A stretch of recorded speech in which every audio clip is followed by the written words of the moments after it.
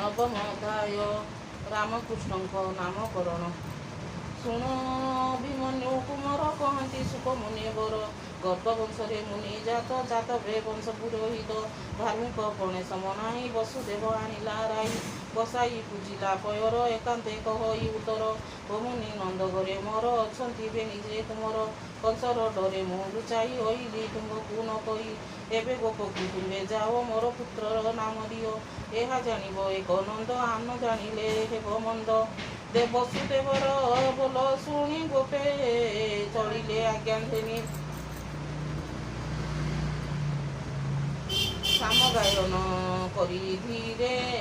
ମିଳିଲେ ନନ୍ଦର ମନ୍ଦିରେ ଦେଖି ଆସନ ନନ୍ଦ ଉଠି ଥୋକାଏ ଅଇଲେ ପାଛଟି ବସାଇ ଚରଣ ପଖାଳି ପୂଜିଲେ ବେନି ଅର୍ଘ୍ୟ ଥାଳି ଆନନ୍ଦ କରାଇଣ ମନ କହି ମଧୁର ବଚନ ବହୁନି ହୋଇନ ନିର୍ମଳ ଘେନି ତୁରିତ ପାଦ ଦଳ ଭୂତ ଭବିଷ୍ୟ ବର୍ତ୍ତମାନ ଏଣେ ତୁମ୍ଭର ଦିବ୍ୟ ଜ୍ଞାନ ଅନେକ ପୁଣ୍ୟ କରିଥିଲେ ତେଣୁ ତ ଚରଣେ ପୂଜିଲି ଅନ୍ତପୁରକୁ ମୁନି ନେଇ ଏକାନ୍ତେ କହି ବସାଇ ଶୁଣି ପଣ୍ଡିତ ଚୂଡ଼ାମଣି ମୋ ଘରେ ଅଛଇ ରୋହିଣୀ ବସୁଦେବର ଏ ତନୟ ଏବେ ହୋଇଲା ମୋର ପୁଅ ନାମକରଣ ଆଜକର ପ୍ରସନ୍ନ ହୋଇ ମୁନିବର କ୍ଷତ୍ରିୟ ସ୍ୱଭାବ ଯୁଗତେ ସଂସ୍କାର କର ବେନି ସୁତେ ମୁନି କହନ୍ତି ନନ୍ଦେ ଚାହିଁ ଏକଥା ମୋର ନ ଯୋଗାଇ ମୁଁ ଯଦୁ ବଂଶ ପୁରୋହିତ ଏକଥା ଜାଣନ୍ତି ଜଗତ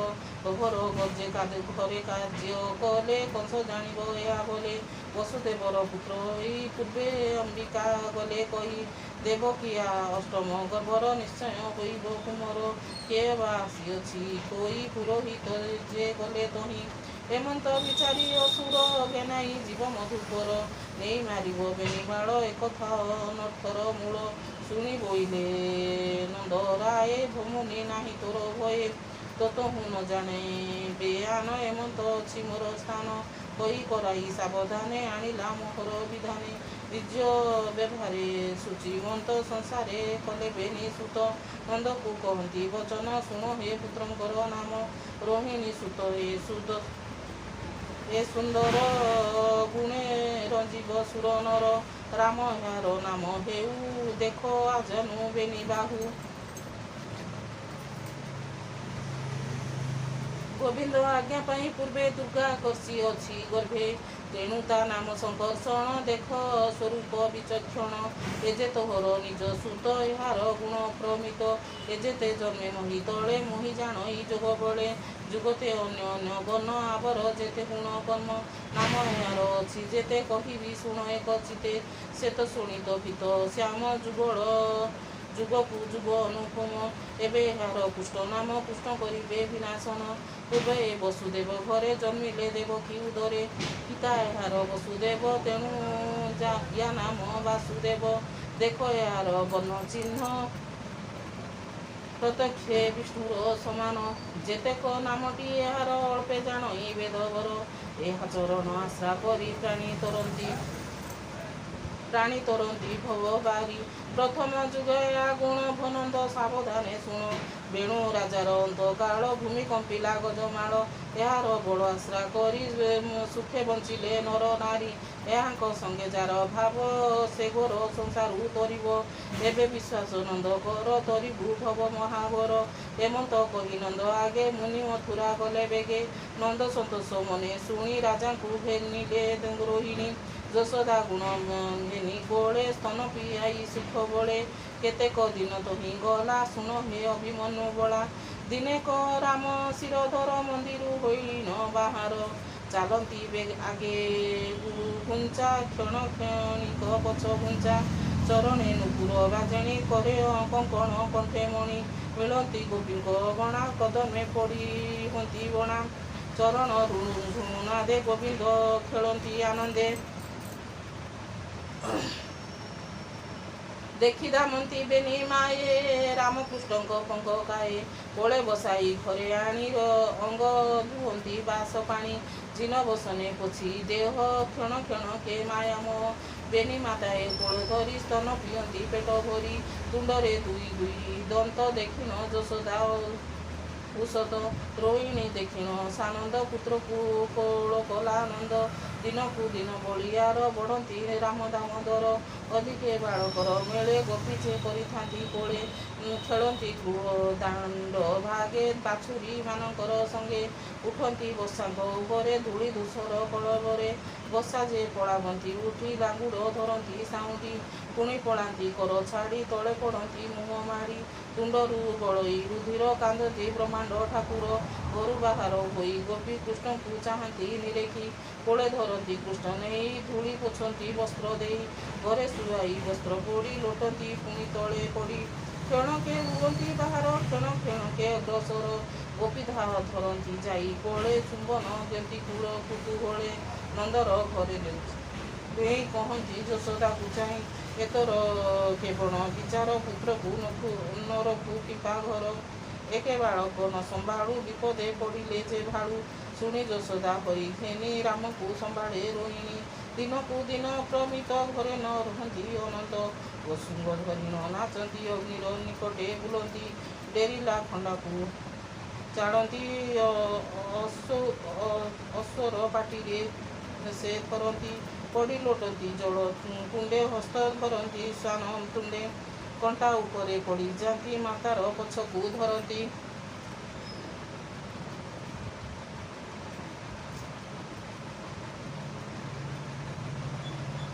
ଖେଳରେ ଅତି ବଳିଆର ଗୋକୁଳେ ରାମ ଦାମୋଦର ନିଜ ପୁତ୍ରକୁ ଧରି ଆଣି ପିଟନ୍ତି ଯଶୋଦା ରୋହିଣୀ ବେପାର ନ ପାରନ୍ତି କରି ପୁଣି ଆଣନ୍ତି କୋଳେ ଧରି ଦଣ୍ଡେ ନ ରହନ୍ତି ମନ୍ଦିରେ ବୁଲନ୍ତି ଗୋପୀଙ୍କର ଘରେ ତୁଲ୍ୟ ବୟସ ଗୋପ ବାଳେ ଖେଳନ୍ତି କୃଷ୍ଣ ରାମକୃଷ୍ଣ ମେଳେ ଭାଙ୍ଗନ୍ତି କାହା ବଦି ଭାଣ୍ଡ ବଶ୍ୟ କରନ୍ତି ଖଣ୍ଡ ଖଣ୍ଡ କାହାର ପିଅନ୍ତି ବାଛୁରୀ ଲବଣୀ ଖାନ୍ତି ଚୋରି କରି କାନ୍ଦନ୍ତି ଦୋଳିରେ କୁମର ପାଣି ଢାଳନ୍ତି କା ଉପର ସହି ନ ପାରି ଗୋପ ଲୋକେ ମିଳିଲେ ନନ୍ଦ ଘରେ ଥୁକେ ଗୋପୀ କହନ୍ତି ଆଗ ବଢ଼ି ଯଶୋଦା ପାଦ ତଳେ ପଡ଼ି ସମ୍ଭାଳି ତୋର ଘର ସମ୍ଭାଳ ତୋର ଘର ଦ୍ୱାର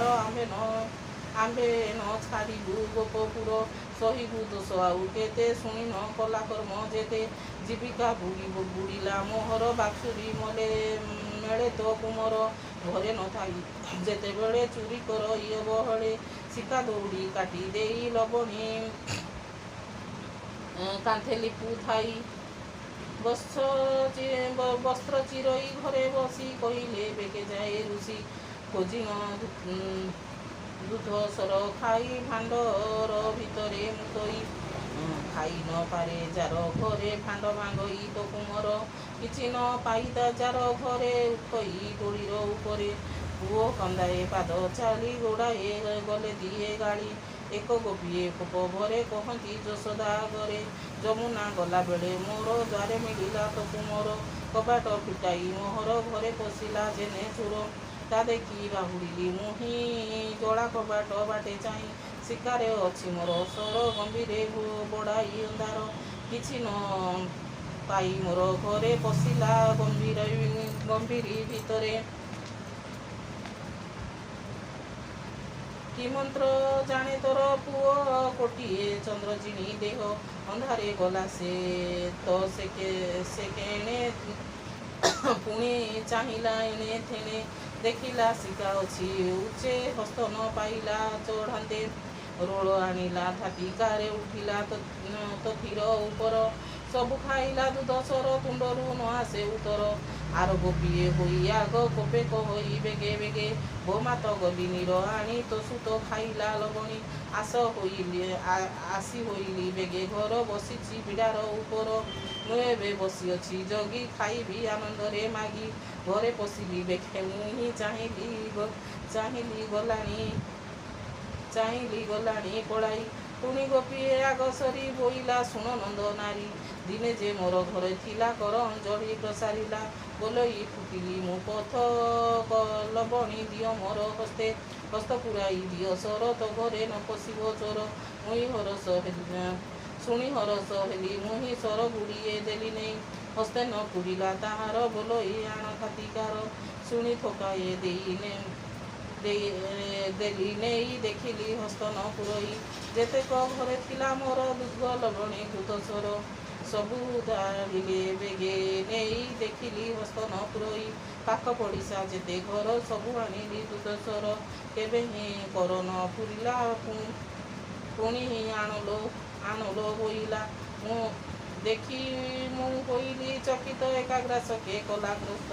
ହସ୍ତ ତୋଳିଲା ମୋର ମୁଣ୍ଡେ ପଳାଇ ଗଲା ଦାଣ୍ଡେ ଦାଣ୍ଡେ ଗୋପୀଙ୍କ କଥା ଶୁଣି ଶୁଣି କୋପେ କହନ୍ତି ନନ୍ଦରାଣୀ ପୃଷ୍ଠର ଧରିଛନ୍ତି କର ଭୟ ଛାଡ଼ନ୍ତି ଚକ୍ର କାନ୍ଦନ୍ତି ଚକ୍ରଧର ଯଶୋଦା ବୋଇଲେଲୋ ଶୁଣ ଜାଣିଲି ପୁତ୍ର ଦୁଷ୍ଟ କଣ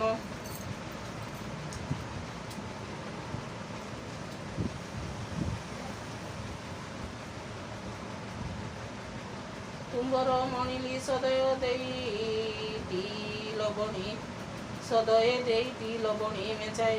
ଏତେକ ବୁଡ଼ିଲା ତୋ ଘର ଭଣ୍ଡିଲୁ ମୋହର ଛାମୁର ବାଳୁତ ପୁଅ ହସ୍ତେ କାହିଁ ସହେ ନଉତି ନଣ୍ଡଇ ଏଛାର ତୁମର ପ୍ରମାଣ ଏଥକୁ ସାକ୍ଷୀ ନାରାୟଣ ଦାସବତ୍ସଳ ଭଗବାନ ଚାହିଁଲେ ଗୋପୀଙ୍କ ବଦନ ମୌନେ କରି ହସ ହସ ମନ ମହିଲେ ଖୁସି ବେଶ ଏମନ୍ତେ ପ୍ରଭୁ ପିତବାସ ଗୋପୀ ହୋଇଲେ ତାର ବସ ତକ୍ଷଣେ ସିଂହବର ହୋଇ ଗୋପୀ ଯେ କୁଆର ଚାହିଁ ନମିଲେ ଯଶୋଦା ପୟ ହରସେ ଗଲେ ଯେଝା ଘର ଶୁଣ ପରୀକ୍ଷ ମହିପାଳ ଶିଶୁ ଚରିତ ନନ୍ଦବାଳ ଦିନେ ଯେ ରାମ ବନ ମାଳି ବାଳକ ମେଳେ ଗଲେ ଚଳି ସାନନ୍ଦେ କୃଷ୍ଣ କ୍ରୀଡ଼ାର ସେ ଫୁଟି ତୁରିତେ ଭରିଲେ କୃଷ୍ଣ ମାଟି ରାମ ଧାଇଁଲେ ବେଗେ ଘରେ କହିଲେ ଯଶୋଦା ଆଗରେ ଶୁଣ ଗୋ ମାହେ ମୋ ଉତ୍ତର ମାଟି ଯେ ଖାଏ ତ ତୁମର ଧାଇଁ ଧୋଇଲେ ବେନି ହସ୍ତ ମାରଇ ବୋଲି ଭୟ ଚିତ ବେଗେ ମୁଁ ଛଡ଼ାଇଲି ହସ୍ତ ମୋ ଅଙ୍ଗେ ମାଇଲା ବହୁତ ଶୁଣି ଯଶୋଦା ବେଗେ ଧାଇଁ ଧୋଇଲେ କୃଷ୍ଣଙ୍କର ଯାଇ କୋପ ନୟନ ବେଗେ ଚାହିଁ ଭଏ କମ୍ପନ୍ତି ଦେବୁ କୋପ ନୟନ ବେଗେ ଚାହିଁ ଭଏ କମ୍ପନ୍ତି ଦେବରାଏ ଯଶୋଦା କୋପେ ପରି ଯୋଡ଼ି ଛାଟ ଉଚାଇ ଦେଲେ ଗାଡ଼ି ସର ଲବଣୀ ତୁ ପକାଉ କାହାର ବୋଲେ ମାଟି ଖାଉ ଆଜ ମାରିବି ତୋତେ ଘରେ କହିବି ପିତାଙ୍କ ଛାମୁରେ ପୁତ୍ରେ କହିଲେ ଶୁଣ ମାଏ ଭକ୍ଷିଲେ ମୃତ୍ତିକା ମୁଠାଏ ଶୁଣି ଯଶୋଦା କୋପ କରି କୃଷ୍ଣଙ୍କୁ କୋପେ ଦିଅନ୍ତି ଗାଳି ପଣତେ ବାନ୍ଧିଛନ୍ତି ହସ୍ତ ଭୟ କମ୍ପନ୍ତି ଗୋପୀନାଥ ଛାଟ ଆଣିଲେ ବେଗ କରି କାନ୍ଦି କହନ୍ତି ନରହରି ଏହାଙ୍କ ଘରେ ମୁଗ ଯାଇ ଲବଣୀ ଭକ୍ଷଇ ଚୋରାଇ ସିଏନି କହୁଛନ୍ତି ଖଚ ନତୁଣ୍ଡେ ଦେଖ ପ୍ରତ୍ୟକ୍ଷ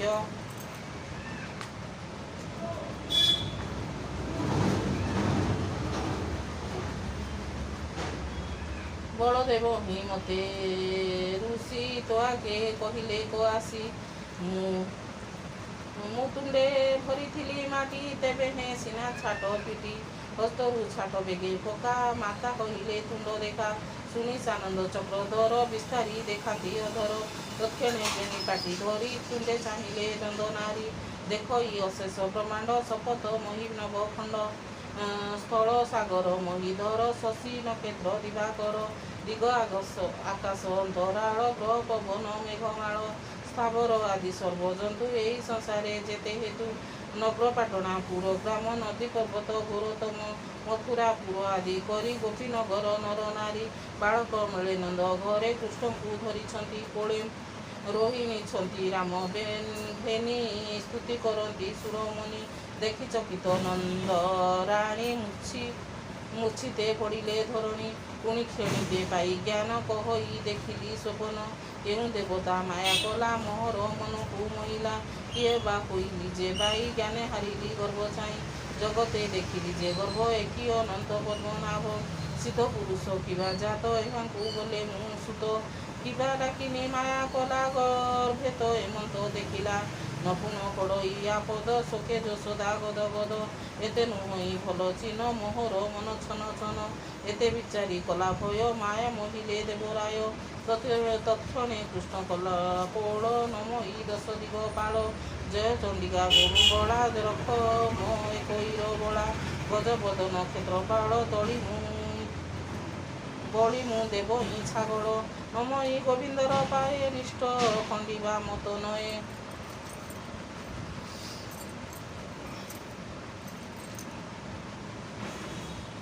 ହେମନ୍ତ କହି କୃଷ୍ଣ ଘେନି ଘରେ ମିଳିଲେ ନନ୍ଦରାଣୀ। ଅଗୋରଜ କୃଷ୍ଣ ଅଙ୍ଗେ ତୋଳି ଅନେକ କଲାନି ଉଛାଳି। ଗୋପୀଙ୍କି କଲେ ଅସମାନ ବ୍ରହ୍ମାଣ୍ଡେ ଦେଲେ ମିଷ୍ଟନ। ସ୍ତନ ପିଆଇ କୋଳେ ଧରି ନିଦ୍ରା କରାଇଲେ ମୁରାରି। ବୋଇଲେ ପରୀକ୍ଷ ମୁଖ ଚାହିଁ ତୋହର ନିସ୍ତରିଲି ମୁଇଁ। ନନ୍ଦ ଯଶୋଦାର ତପ ମୁନି କହିବା ସ୍ୱରୂପ। ଯାହାର ନାମ ହୃଦେ ଘେନି ସଂସାରୁ ତରୁଛନ୍ତି ପ୍ରାଣୀ।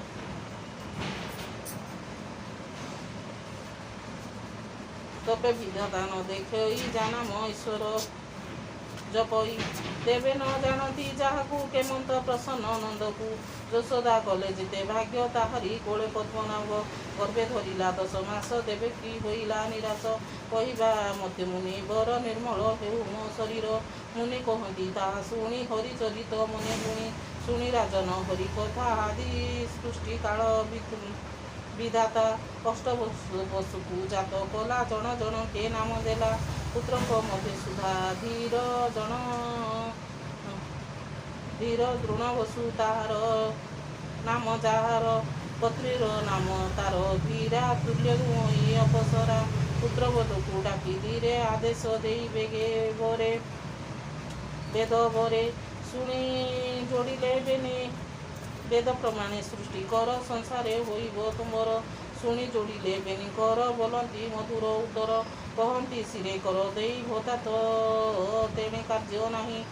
ତେବେ କରିବୁ ତୋ ବଚନ ଭୋତାତ ହୋଇବ ପ୍ରସନ୍ନ। ସନ୍ତୋଷ ହେଲେ ପ୍ରଜାପତି ଗୋବିନ୍ଦ ରହୁତର ମତି। ବ୍ରହ୍ମା ଆଦେଶ ଘେନି ଶିରେ ଜନ୍ମ ହୋଇଲେ ମଞ୍ଚପୁରେ। ହରିଙ୍କୁ ତପ ବଳେ ପାଇ ପାଳନ୍ତି ମାତା ପିତା ହୋଇ। ଶୁଣ ସୁଜନେ ହରି ବାଣୀ ନିର୍ମଳ ପୁଅ ମନେ ଗୁଣି। ଏତକୁ ଦୃଢ଼ ଚିତ୍ତ କହଇ ବିପ୍ର ଜଗନ୍ନାଥ। ଇତି ଶ୍ରୀମଦ୍ଭାଗବତେ ମହାପୁରାଣେ ପରମାଂଶ ସଂହିତାଏ 82